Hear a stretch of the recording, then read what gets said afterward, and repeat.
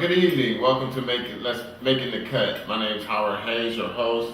Josh Doran here. Together we're here to talk about a lot of great news in basketball. NBA Finals, Michael Jordan, LeBron James, Kevin Durant, Golden State Warriors, and the 95-96 Bulls. So we're getting right into it, and we're talking about this NBA Finals. The Golden State Warriors have overcome the Cleveland Cavaliers 4-1 in this year's finals. Man, this was exciting. A lot of competition, a lot of back and forth, a lot of jaw jacking. I mean, hey, what was going on? Yeah, and even when the games weren't close, they were still entertaining to watch because somebody was jawing at somebody, whether it was LeBron and Durant going at it or Dante Jones from the bench, whoever it was. It was really just fun to watch. It kind of was more reminiscent of older times, the 80s between the Celtics and the Lakers when they genuinely didn't like each other. You kind of got that feel sometimes during these games, and I thought that was cool to see. And, good for Kevin Durant. This is why he left the Thunder to go to the Warriors. He wanted to play this brand of basketball. They're one of the best passing teams ever. He got to score, at least 30 points in all 5 games. He was deadly efficient. He only took the shots he wanted to. This is why you can't blame him. He didn't want isolation, taking turns with Russell Westbrook. This is what he wanted. Yeah, and he's proven us all wrong. I was, of course, being old school brand of basketball, a little biased of him switching the team and not getting over the hump, being up 3-1 against the Golden State Warriors the previous year, and knowing that, hey, you could have tweaked this or tweaked that and came right back and beat this team, and then you would have had a more of a competitive nature going on between the Golden State Warriors, your Oklahoma City Thunder, and your San Antonio Spurs. Could you imagine the battle of the West with that going on? Is that Kevin Durant's job, though, to take that into consideration, whether it's what's best for the NBA? He did what he thought was best for him, and I still firmly believe that even if he would have re-upped with Oklahoma City and they would have given it another run, I don't think they would have gotten past the Warriors, and I don't think that he would have ever won a championship next to Russell Westbrook. I just don't think you can trust Russell to get him the ball and make him play at the level that he is now that he's on the Warriors. There's something different when the ball moves, because that's what Kevin Durant is at his best, at his heart. He is a ball movement player that feeds off of other people and makes others better as well. So I just don't think you can blame him for it. Well, with that being said, I agree. I always thought that Russell Westbrook and Kevin Durant were like oil and vinegar.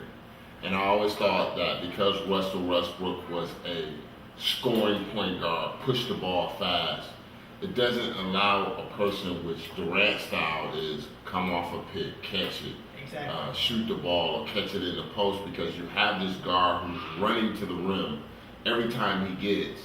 And so I quite understand that. And so I was a little biased both ways, but overall I'm happy for the young man. He's got his NBA championship, and now he has a chance to,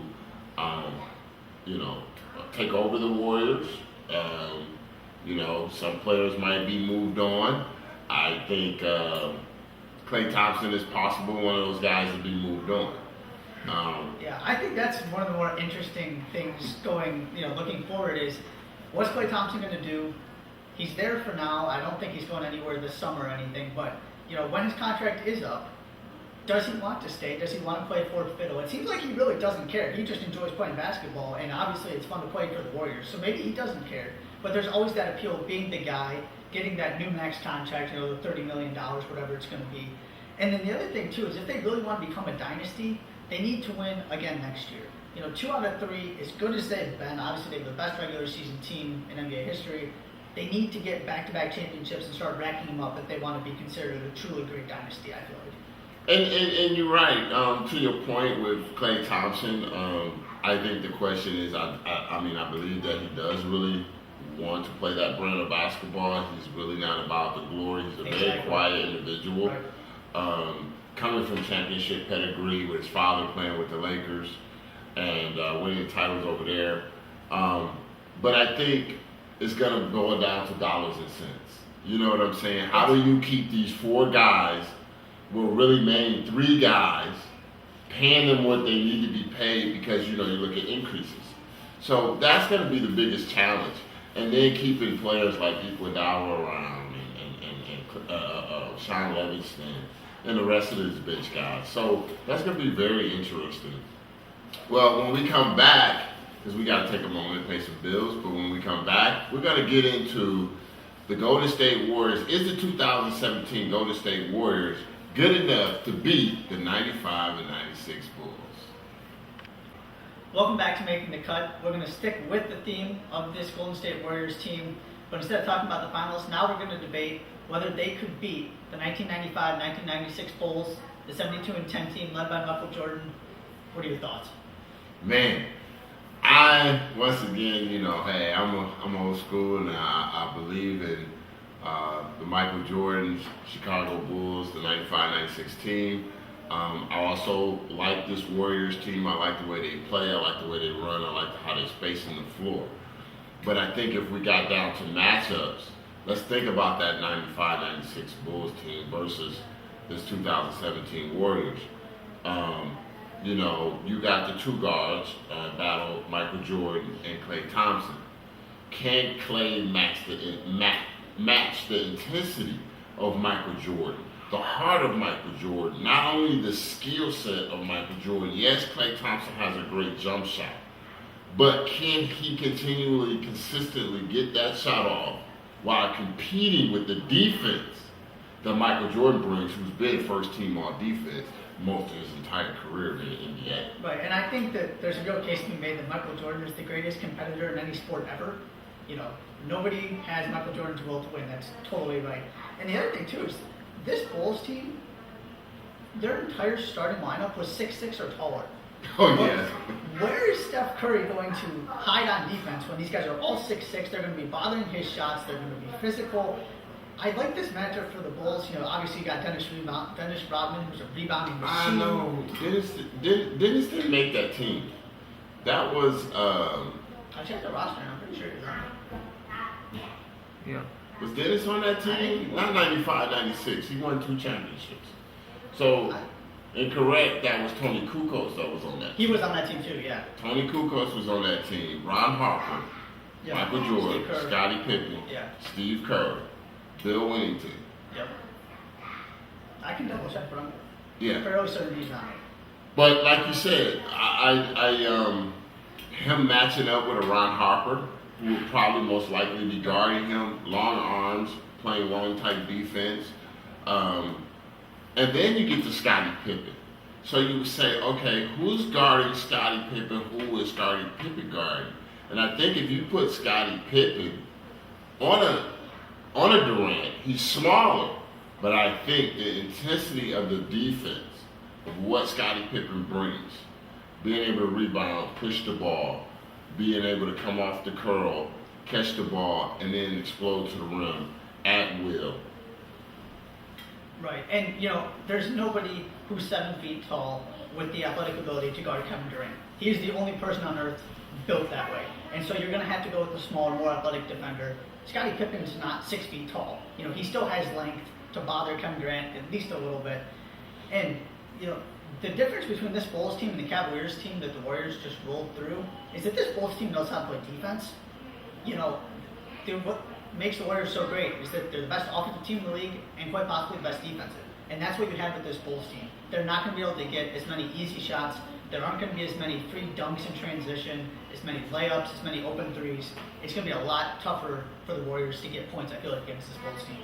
Well, even though, Scottie Pippen has lived in a 6'7", 6'8" frame, really, 7-foot wingspan, I think, even with him, we can't discredit it. 6'11", Tony Kukoc. Left-hand guy can shoot the pill, he can shoot it from the 3, he can shoot it from the post. He's also was known as a defender with that Bulls team, maybe not one of the top defenders, but nevertheless a defender. And then, of course, you have their man in the middle, Luke Longley, and him being a 7-foot body. Exactly. So where does Draymond fit in this equation right now? They cause a lot of matchup problems, I feel like, if you're looking at this. Yeah. I just think the Bulls have a little bit more firepower, a skill set wise sharpening of that, and And they could also run. People think that the Bulls could not run, and even though where the Warriors may play a pass around the perimeter type game, some pick and roll, the Bulls more so played off in the triangle with your big man already coming to the high post, and then the ball feeding off of them as they roam around the triangle, that point of the triangle. And so you got your two best one-on-one players in the game in that position. Where do you fit in, Draymond, if you're trying to guard Pippen? And where, Clay, do you fit in? You're trying to guard Michael, which we have seen time and time again, Michael close out games from free throw lines. And also, just if you think about it, what challenge in Michael Jordan's career did he not overcome? At the end of the day, I just don't think there's just not a team that's going to be able to beat Michael Jordan when Michael Jordan decides he wants to win, because he's just the best competitor of all time. I agree with that, and I still think that the 95-96 Bulls will devastate this 2017 Golden State Warriors. We'll be back in a moment.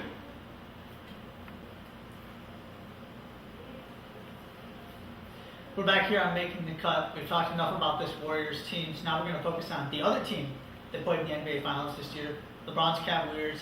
It's clear that right now they're not in any place to compete with this Warriors team now that they've added Kevin Durant. So the question becomes, what do they need to do this offseason so that next year, if they get back for round 4, they can be competitive?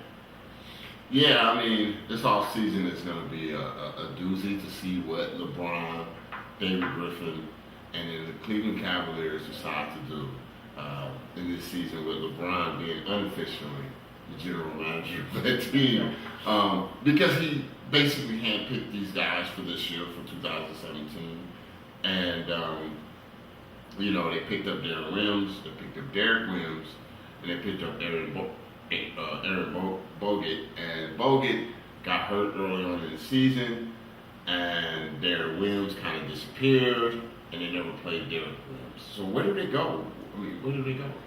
I think, not that this is an ideal solution, but they need another wing. They need somebody that can play two ways, can guard, Durant or Klay Thompson or Iguodala or whoever it is on the perimeter for the Warriors, and can also really score at a high level, because LeBron is not an elite scorer. Obviously the main part of his game is passing, making his teammates better. And so, to me, that just screams Paul George. And the only way you're going to get Paul George is by trading Kevin Love. But if Paul George goes to the Pacers and says, I'm not re-signing with you, so trade me, or you're losing me next summer when I walk, then I think the Cavs have enough pieces that they could at least convince the Pacers to give him that 1-year rental before Paul George becomes a free agent. And then, if they win one next year, who knows? Maybe he wants to stay. So I really think LeBron and Kyrie should start recruiting Paul George. The Warriors recruited Kevin Durant, Exactly. I guess this is the new age of the game now. The players go in court who they want to come play with them. But I think that Paul George would be a great fit at the 3, coming over there, being able to shoot the ball, being able to defend, obviously having some success guarding LeBron James in the East. But I think there's other names out there. Carmelo is possibly on the board as a prolifical scorer. Definitely a threat that you got to come and guard. He can score in the box, quick jumper, so he can rebound well. And he's always been too big for small forwards with the quick step and also being able to shoot, but strong and big body, being 6'8", 6'9", but also too quick for most forwards. So that'd be interesting to see if Carmelo's even on their radar. So the question then becomes, if they're interested in Carmelo, will the Knicks buy his contract out so you can get him really cheap? And is Carmelo willing to take that cheap contract to play with his really good friend LeBron to go chase a ring? Because it's clear that's not his interest right now. He wants the money in New York. But the Knicks clearly don't like Carmelo Anthony. So it seems like this is going to end at some point. So maybe he does get bought out and you can get him, and then you could either pair him with LeBron and Kevin Love and Kyrie, or trade Kevin Love for Paul George, and then you could get all 4 of them. And if you have Carmelo coming off the bench, that's easily the best 6 man in the NBA. Look, and that's true. The other thing is, hey, why not go after his other good buddy, Dwayne Wade? He has a 2-year deal for about $50 million. You have 1 year left on his contract. It's only $25 million. It's huge, but if you eliminate Kevin Love, you also have that option. But when Dwayne Wade has also been an aging two-guard in this league, can he give them at least 1 year to get them over the hump with the Golden State Warriors? Right, and same situation there. He can become a free agent this year if he wants. The question is he willing to give up that money? But, maybe LeBron can convince him. I think a lot of this is going to be, can LeBron recruit these aging stars he's really good friends with, because they're just not there. They need more firepower. Obviously, it's not a long-term solution, either Carmelo or Dwayne Wade. But, maybe they want to go, obviously Dwayne's got his rings, but maybe they want to play with LeBron one time just to see what would happen. So it's going to be interesting. It's going to be very interesting. But even while we're talking about the Warriors and the Cavs, hey, do not leave out the San Antonio Spurs. Because the Spurs have Kawhi Leonard, and their rightful superstar, and their point guard. Oh, I can't think of his name right now. Anyway, Tony Parker. Not Tony. Patty Mills. Patty Mills, great guy, Patty Mills now, finding his stroke and his role with this team, and with Green also. I think DeMarcus Aldridge, if he steps up and plays consistently and not worry about taking a backseat to Kawhi, and him and Kawhi understand how to play with each other. Hey, Marcus, you're on the block. You're gonna get your touches, and then Kawhi's gonna do the rest from the wing. And you have all this shooting around here, and all hey, and the defense that they play. I think people are sleeping on the San Antonio Spurs and what they can bring to this league in the next few years to come. Yeah, I think that's a big if. If LaMarcus Aldridge steps up and takes that role as the second superstar on the team, he's even gone on record during this last postseason saying, that's not who I am, that's not what I want to be. But I'm sorry, Kawhi Leonard is not beating the Warriors. It's just not happening. I think that one great half they played was a fluke and the Warriors still would have handled them easily. But the potential is there. Or if you can combine some of these pieces with Chris Paul, obviously, Chris Paul's been reported to be interested in the Spurs. If you got Chris Paul, Marcus Aldridge, and Kawhi Leonard, now you're talking. So I think that there's definitely potential. I feel like they just need something to happen, though. That this roster, the way it's currently playing, currently constructed, isn't going to be enough. This is crazy. Blockbuster trades, free agency, NBA Finals, super teams, LeBron James, Kevin Durant, Kawhi Leonard. What more can you ask for? We'll be right back in a minute. We're making the cut.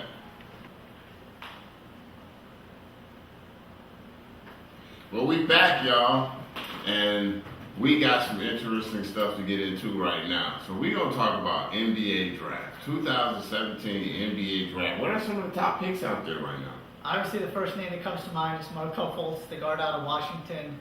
Everybody seems to think he's been the top prospect all year. Obviously, Washington was not very good, but there's only so much he can do. He's one player. It's a team sport. I don't really put too much stock into that. I think he's going to be a fantastic pro. Everybody seems to think that he can really shoot the three. He's got a little bit of the James Harden ability to control an offense and score at the same time. So that's one name I'm looking for. Okay. Another one, Josh Jackson, out of Detroit, went to Kansas. Hometown. That's right. Moved to California for a couple years of prep school. He's your prototypical 3-and-D wing. Can't shoot the ball great yet. And for some reason, the one thing I don't understand is he had 3 different legal issues his 1 year at Kansas. And nobody seems to be bringing that up now, and it does kind of concern me because all I heard going into Kansas was he's a great kid, soft, humble, just really out there to play basketball. And then it seemed like something happened in that 1 year at Kansas, and so that really does bother me a little bit. Oh, wow. Well, there's some other good names out there, one of the ones that ranked all year long. LeVar Ball. Lonzo Ball. You get them mixed up, right? That's right. But you don't know if his daddy is trying to get in the draft or for his son. Right, exactly. But, one person. Right. Lonzo Ball, which comes out of UCLA, California native. What's your take on him? Because he's supposed to have won the NCAA championship this year, what his father predicted, came a little bit short. He's only going to work out for the Lakers only. He's not working out for other teams. So does that hurt his chances in the draft, or does that give him what he wants and plan for the Los Angeles Right. Lakers. So this is really interesting to me because he has that wacky jump shot, but it goes in. So if he can get it off in the NBA, I don't think you need to fix it. It goes in the hoop. That's at the end of the day. That's what you're trying to do is put the ball in the basket. Now this whole Lakers only working out for them thing. If the Lakers want to draft him, then that's fine. But there seems to be more and more reports coming out that they're not in love with him and that they're really considering taking either De'Aaron Fox or Josh Jackson at pick number 2 or trading the pick. And so at that point, he's kind of in a tough situation because he hasn't worked out for anybody else. Obviously, somebody's going to want him because he's a great talent. The Jason Kidd comparisons, I think, are very accurate in terms of just the way he makes his teammates better. I think he could be a really good pro. I think there's a little bit of question as to just how well he translates, especially defensively. So if he went to a place like Phoenix where you've got an offensive wizard in Devin Booker who doesn't play great defense, they would be playing 140 to 136 games because their guards would score 80 points and then not stop anybody. One of the other players I really like in this draft is De'Aaron Fox out of Kentucky. His jump shot is not there yet, but Jason Kidd's jump shot wasn't there when he came out of Cal either, and now he's one of the best three-point shooters in NBA history. So I think you can fix that. But what I love about him is his intangibles, his confidence, the way he passes the ball, his basketball IQ is really high, and I think that if he's in the right situation, surrounded with shooters, he could be the best prospect coming out of this draft. Wow. Well, with all these great names and all these great players out here, it's just so can't wait to see that day who goes number 1, who goes number 2. My prediction, I think Lonzo Ball will probably fall to 7th or 8th due to only working out for the Lakers and not giving other teams an opportunity to look at him. But I do think he's still going to go in the top 10 because what he's done in college and people could see the body of work that this kid can play. And there's been a lot of talent that's been picked up in the NBA that's been one-year bust. But I think this guy is going to be a true player in the NBA for years to come. And you look at how much better he made UCLA. They didn't make the NCAA tournament last year. This year they spent a good portion of the year number 1 in the country, made it to the Sweet 16, fell short to De'Aaron Fox and Kentucky in the tournament. But I really think he's going to still go top 5. There's just too much potential there in terms of what he can do to impact your franchise. The other really thing that makes me really excited about this draft is the second round, which sounds really lame because who cares about second round draft picks?